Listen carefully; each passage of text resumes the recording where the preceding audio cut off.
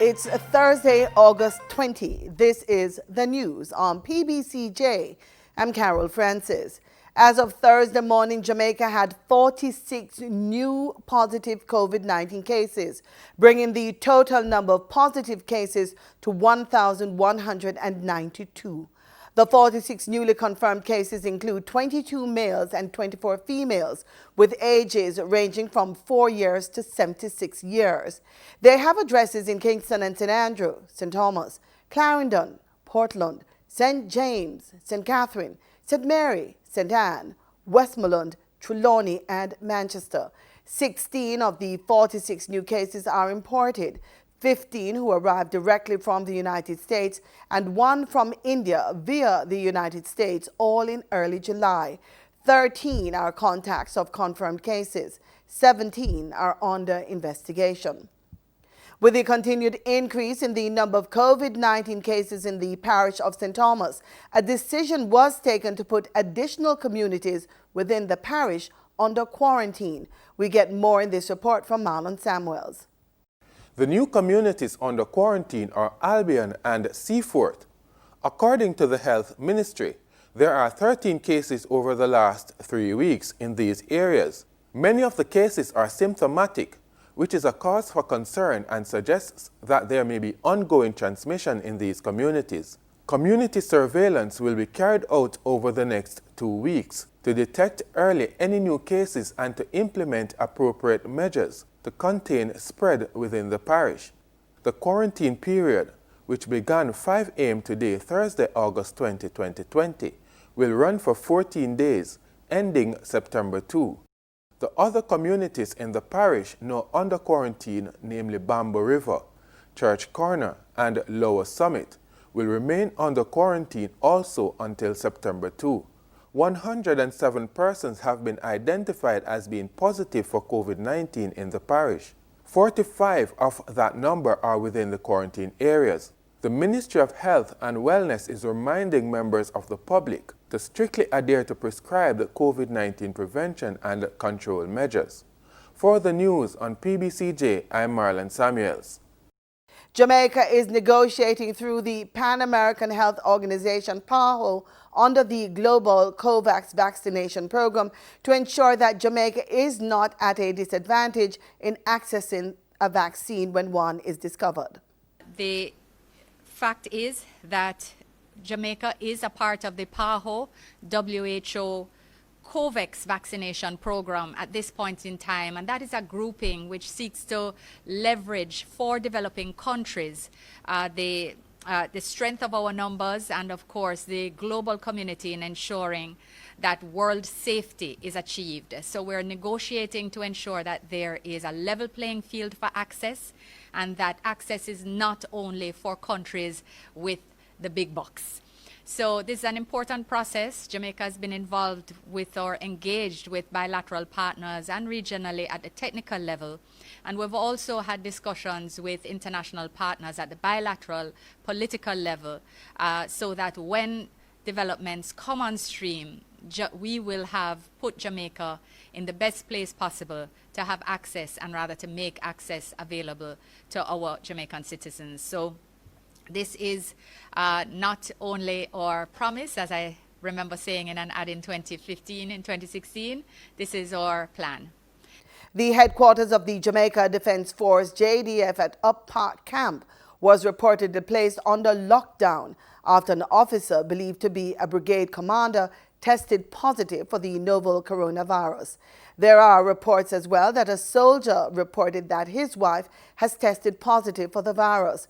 The entire camp was reportedly placed under lockdown until all soldiers are tested for the virus. The Electoral Commission of Jamaica and the Ministry of Health will be meeting again this week to finalize COVID-19 protocols for the September 3 general election. The parties on Wednesday discussed the possibility of allowing persons in quarantine to vote in the election amidst a spike in coronavirus cases in Jamaica. Director of Elections Glasspool Brown says some clarifications were made in terms of the approach to be taken on Election Day. And the Press Association of Jamaica, PAJ, is to meet with the Electoral Commission of Jamaica to discuss protocols for media coverage on Election Day. PAJ President George Davis wants the guidelines reviewed for the September 3 election. This follows Tuesday's incident in which a TVJ videographer was arrested and charged with breaching protocols after entering a nomination center to record the proceedings. Mr. Davis has described the guidelines published by the Electoral Commission for coverage on nomination day activities as inadequate. Scotiabank has pledged $5 million to the Jamaica Debates Commission to help stage the 3 upcoming national debates. The debates, which will be held on August 25, 27, and 29, will cover social issues, financial and economic strategy, and general leadership, respectively. Persons who are subjected to COVID-19 quarantine are being warned not to visit tax offices. Tax Administration Jamaica TAJ says any such person who is identified as breaching his or her quarantine will be denied service, required to leave the location, and reported to the authorities for follow-up action. The TAJ says several reports have been received that persons, including some who recently traveled from overseas and who should be in quarantine, have been violating the orders and visiting tax offices to conduct business. Instead of having to visit a tax office, persons are reminded that several services are available online via TAJ's website at www.jamaicatax.gov.jm. Dozens of children aged 8 to 12 participating in a virtual healthy lifestyle summer camp staged by the Ministry of Health and Wellness on Wednesday. The one-day camp focused on increasing awareness about the importance of healthy eating and engaging in physical activity in order to combat obesity. The first move was that she jumped in. Look. Skipping on the elastic band, we call it Chinese skipping rope, wide out, yes, then jump back in on the rope, and a multimedia. So you're going to see who gives me the answer first on YouTube and who gives me the answer first on Zoom. Very good, come on. Hey, remember, even though we're focusing on the kids there, but the adults, everybody can move. Let's go, come on, please. Jamaicans ages 13 to 35 years are being invited to enter a social media competition on physical distancing or wearing masks. Participants should submit their 1-minute video with no more than 5 persons in it to the mohgovjm@gmail.com. That's mohgovjm@gmail.com by Friday, August 21. You can visit the ministry's website for more information and the entry form. And for the second week in a row now, motorists will have to dig deeper in their pockets as gas prices continue to go up. We have this and more in the business report. According to the latest ex-refinery costs from Petrojam, motorists should see an increase at the pumps in the prices of gasoline and diesel effective Thursday, August 20. 87 and 90 octane gasoline will be sold for $118.40 and $121.23 per litre respectively, after a $2.43 increase in both. Automotive diesel fuel will be sold for $117.25 per litre, following an increase of $1.05, while ultra-low sulfur diesel is up by $1.01 and will be sold for $119.23 per litre. Meanwhile, kerosene saw a 41 cents increase and will be sold for $93.19 per litre. Propane liquid petroleum will be sold for $49.89 per litre, up by 3 cents, and butane liquid petroleum will be sold for $51.78 per litre, after an increase of $1.02. Remember, marketing companies and retailers will add their respective markup to these prices. In Wednesday's trading session, the JSE combined index declined by 1,578.32 points to close at under 400,000 units. Overall market activity resulted from trading in 75 stocks, of which 24 advanced, 34 declined, and 17 traded firm. The junior market index declined by 21.63 points to close at just under 3,000 units.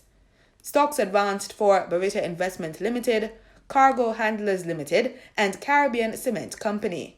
Stocks declined for 138 Student Living Jamaica, Access Financial Services Limited, and AMG Packaging and Paper Company. Trading firm were Caribbean Assurance Brokers, Siboney Group Limited, and Consolidated BAKERIES Jamaica. Bigton Wind Farm Limited ordinary shares was the volume leader with 22.3 million units, followed by Sagicor Group Limited with 3.7 million units and Jamaica Broilers Group with 1.6 million units. Now for the foreign exchange. The US dollar on Wednesday, August 19, ended trading at $151.27. The Canadian dollar sold for an average $115.78, while the pound sterling traded for $199.14, and the euro ended trading at $182.01. Oil prices fell on Thursday on demand concerns driven by cautious views from OPEC producers and the U.S. Federal Reserve regarding economic recovery from the coronavirus pandemic. Brent crude futures fell 48 cents to $44.89 a barrel.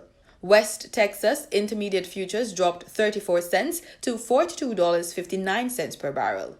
And that's it for the business report on PBCJ. I'm Simone Absalom. This week on Culinary Trails, host Simone Absalom takes us to popular fast food chain Island Grill.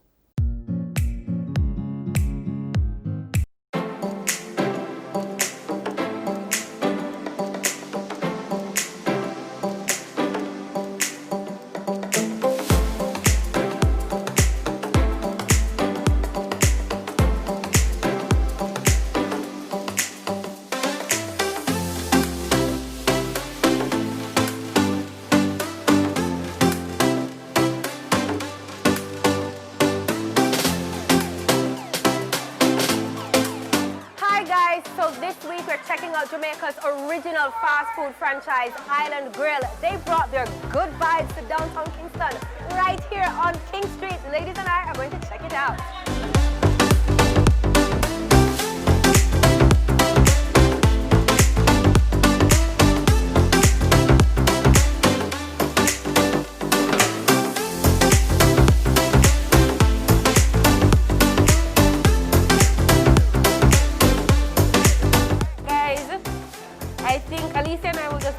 Why don't you guys find somewhere for us to sit in the meantime?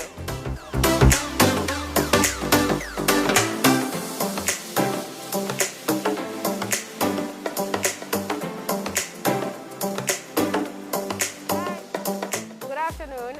I think I'm going to have a veggie stew. Small. I'm on a diet. I'm not done yet. Okay, what about so can I have 3 just now? Yeah, girl. Jerk, of course. Leg and thigh, yes. Yeah. Give me a serving of fries too.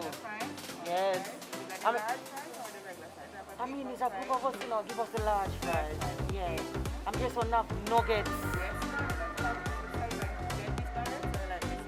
Yeah. Give me 3 6-piece nuggets. Yes, I'm want to try all our sauce. The new sauces, yes. Yeah. All the new sauce all there. your sauce. Yes.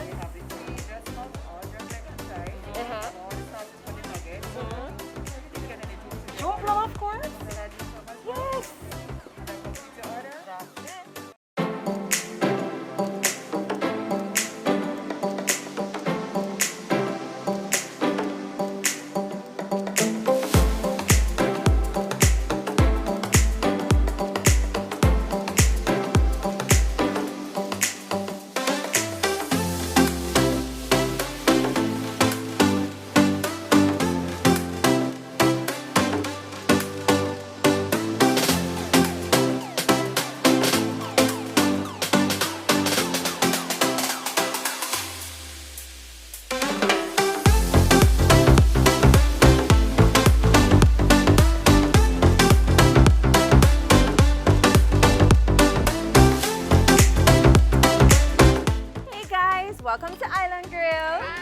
How are you doing today?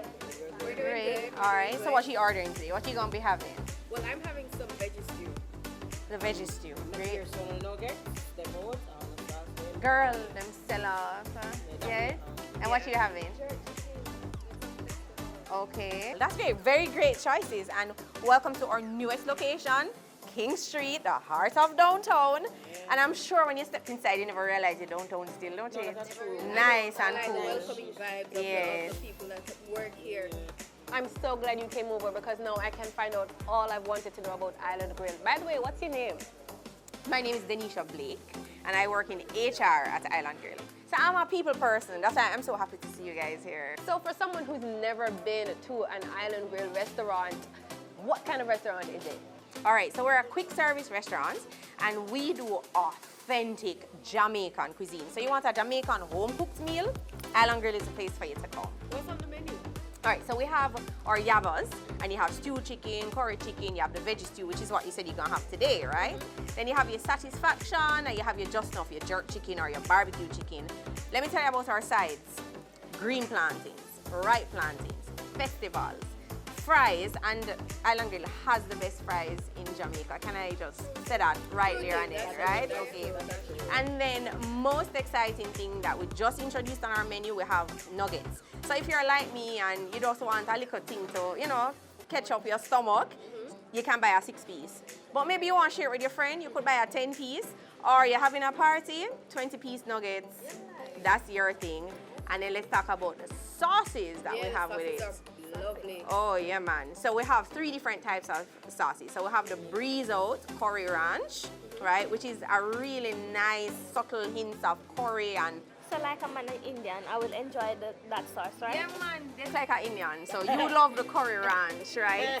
And then we have the Touch Road Sweet Chili, which is a nice, you know, when you just want to go chill and, yes, a Touch Road, yeah, that's the sweet chili. But listen, if you really want to turn up the thing, we'll have the Mad Fire sauce.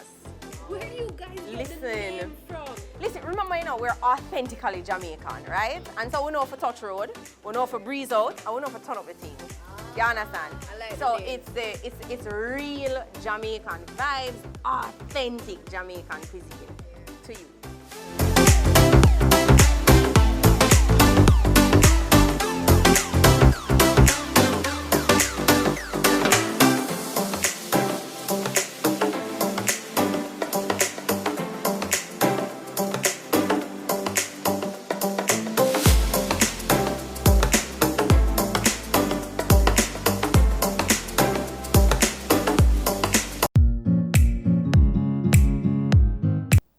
In regional news, officers of the law in St. Lucia placed daily duties aside as they stood in solidarity with their colleague who was charged for a police shooting in 2018. Many police officers were visibly upset by the news. Cecile Actil has the details.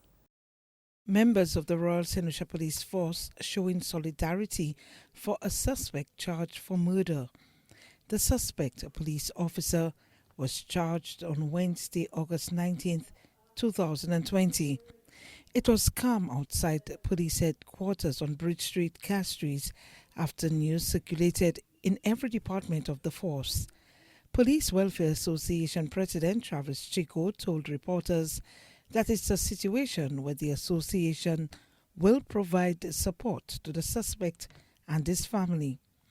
The Welfare Association has called for a fair and speedy trial to be provided for its member accused of murder. Currently, we have another officer who's on suspension for similar offense, and it's been 12 years. And the Welfare Association sometimes understands the challenges of the judicial system, but we call our members at this point in time that we should never lose hope on the judicial system, and we must at all times have confidence in the judiciary of the state.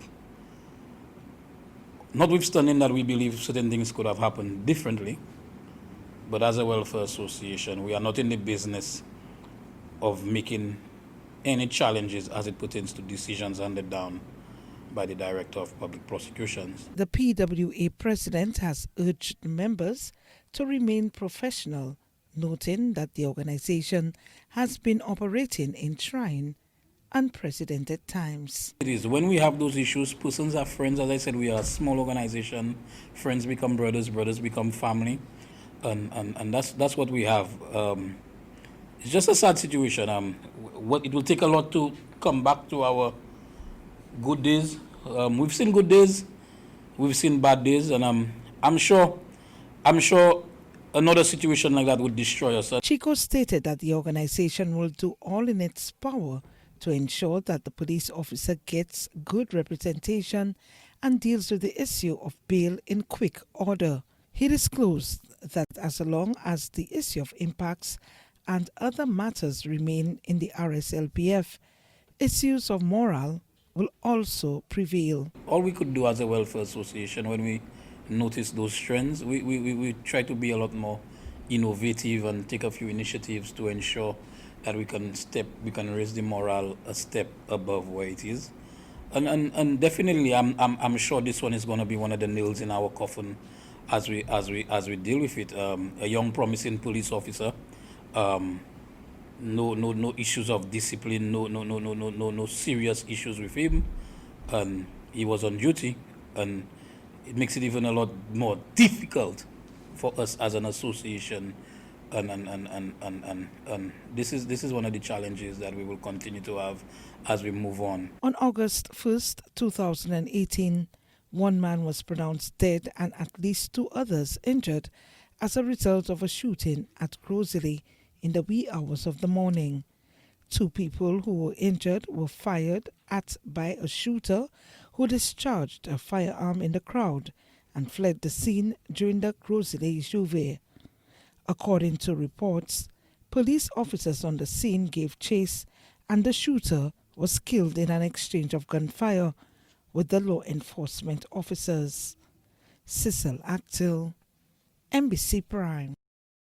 A Barbados top official says the country's welfare system could be at risk as a result of high unemployment. We have more in this report. Concerns today that Barbados's welfare system could be at risk as a result of high unemployment.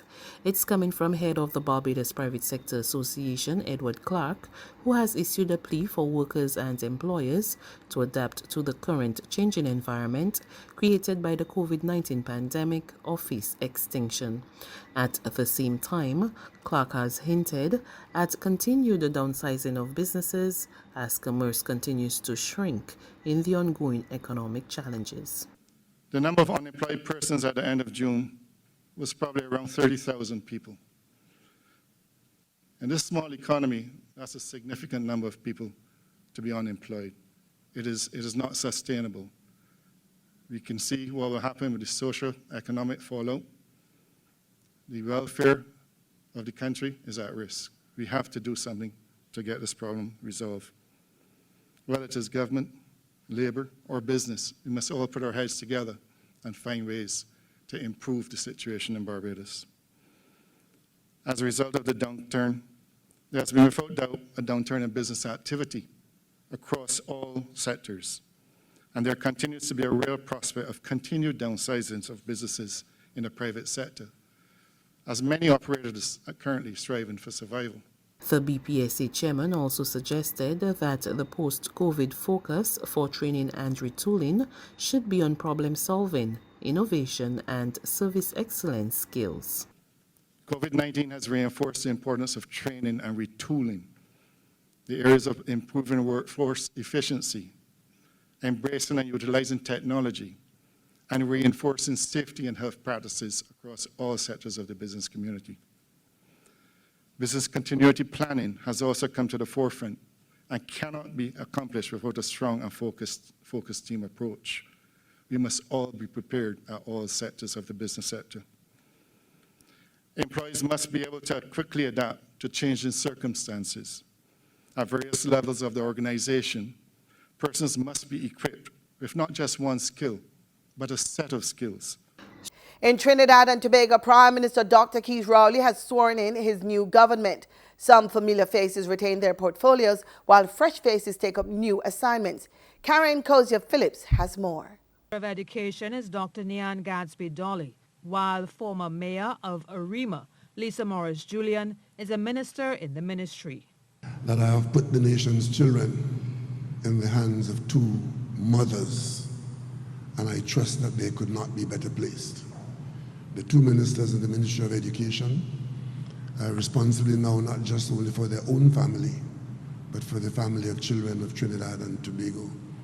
As Prime Minister, the most significant assignment that I would expect to be carried out during this period of service of these two ministers is a radical reform of the country's curriculum.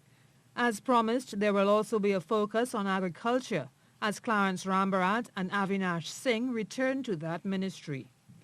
Which is an area which this government intends to focus on, not simply satisfying the cliches of agriculture for diversification, but for searching for the next generation of farmers, because it is my view that without farmers, there will be no farming, and without farming, there will be little agriculture. Member of Parliament for Laventille West, Fitzgerald Hines, will head a new Ministry of Youth Development and National Service. This is a conversation that has to take place as to what national service means, and of course it is voluntary, but it will be a pathway for young people to get involved, to be trained, and to come out of the training and pick up responsibility in a number of areas. It is tied to the return of the youth camp that we've promised in our campaigns. While Randall Mitchell has retained the Ministry of Tourism, which now has a larger portfolio, along with culture and the arts. What we do as our culture, what we prepare and present as our arts, are integral parts of whatever tourism becomes whenever it comes back to life. And I trust that during this period, you will see that combination of tourism, culture, and the arts. We also have sport and community development. We believe that sporting activities and all other activities of community development, there's a synergy there. Former ambassador to Brazil, Dr. Amory Brown, has been named as the Minister of Foreign and CARICOM Affairs. He is currently in quarantine in Trinidad and should be sworn in by Monday. Karen Kozia-Phillip, TTT News. In sports, we bowl off with cricket. Jamaica's Tallawahs are off to a good start in the Caribbean Premier League 2020 with a 5-wicket victory over St. Lucia Zouks. Asif Ali struck an unbeaten 47 while Glenn Phillips added 44 as the Jamaica Tallawahs comfortably defeated the Zouks at the Brian Lara Cricket Academy on Wednesday. And over to football, Jamaica's Football Federation General Secretary Dalton Wint says that Theodore Tappa Whitmore is still the national coach for the Reggae Boys. His comments follows a story by the Mirror newspaper in England that former England coach Sven Goran Eriksson is set to become the new coach of the Reggae Boys. Wint has dismissed the newspaper report as baseless. And that's our package. Join us again tomorrow for more news and sports right here on PBCJ, the People's Station.